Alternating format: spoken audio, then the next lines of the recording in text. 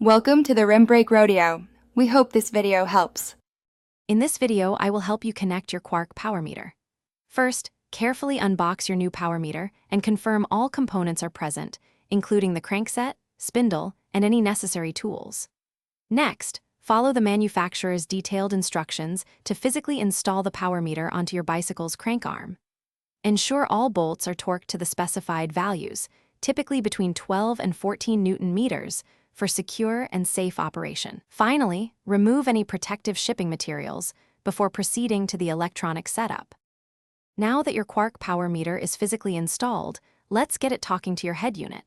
Power on your cycling computer or GPS device and navigate to the sensor pairing menu, often found under Settings.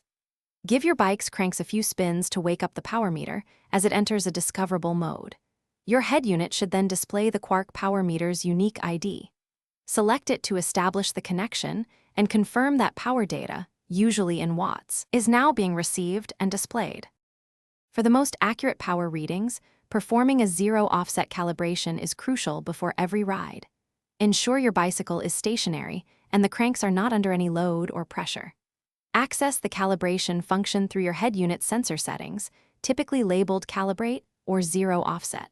Follow the on-screen prompts, which usually involve holding the crank still for a few seconds.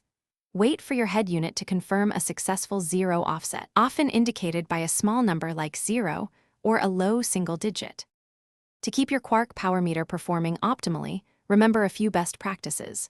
Replace the CR2032 battery approximately every 200 hours of riding, or at least once annually, to avoid unexpected power loss.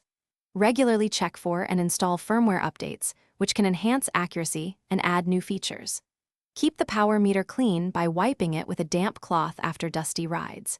If you encounter persistent connection issues, try repairing the sensor or checking for potential wireless interference from other devices. Thanks for watching. Consider subscribing if we helped you.